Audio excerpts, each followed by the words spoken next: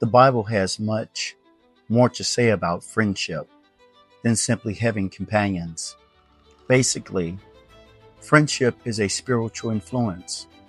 Scripture teaches that the people closest to you will either strengthen our walk with God or slowly draw us away from Him.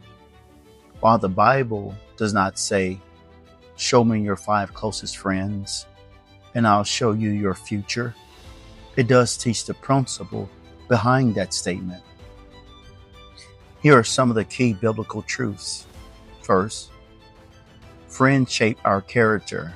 Proverbs chapter 13, verse 20. He that walketh with wise men shall be wise, but a companion of fools shall be destroyed. This is one of the closest biblical principles. You become like those whom you constantly walk. Wisdom is contagious, but so is foolishness. Friends influence our conduct. 1 Corinthians chapter 15, verse 33. Be not deceived. Evil communications corrupt good manners.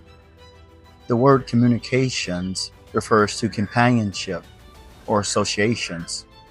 Paul warns believers not to underestimate the influence of close relationships. A true friend strengthens you. Proverbs chapter 27, verse 17. Iron sharpeneth iron, so a man sharpeneth the countenance of his friend.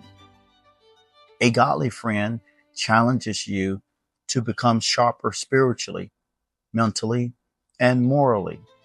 Friendship is meant to produce growth, not stagnation. A true friend is loyal. Proverbs chapter 17, verse 17. A friend loveth at all times, and a brother is born of adversity. True friendship is tested during hardship, not prosperity. Anyone can celebrate with you. A biblical friend remains while life becomes difficult. Choose friends carefully. Proverbs chapter 12, verse 26. The righteous should choose his friends carefully, for the way of the wicked leads them astray. The Bible teaches intentionality. We are not to choose friends merely because they are enjoyable or convenient, but because they influence our walk with God. Some friendships can destroy you. Proverbs chapter 18, verse 24. A man that hath friends must show himself friendly, and there is a friend that sticketh closer than a brother. This verse acknowledges 2 kinds of relationships. Some associations are superficial and unreliable, while a true friend demonstrates covenant-like loyalty. Jesus defines the highest friendship. John chapter 15, verse 13 through 15. Greater love hath no man than this, that a man lay down his life for his friends. Henceforth I call you not servants, but I have called you friends. Jesus elevated friendship beyond social connections. Biblical friendship is superficial, truthful, and rooted in love. Friends should encourage your faith. Hebrews chapter 10, verses 24 through 25. Let us consider one another to provoke unto love and to good works. Our closest relationships should stir us toward Christ, not away from Him. Honest friends tell the truth. Proverbs chapter 27, verses 5 and 6. Open rebuke is better than secret love. Faithful are the wounds of a friend. A biblical friend is willing to speak difficult truth in love. Someone who only tells you what you want to hear may not truly love you. The biblical principle of your inner circle. Although Scripture never says, Show me your 5 closest friends, and I'll show you your future.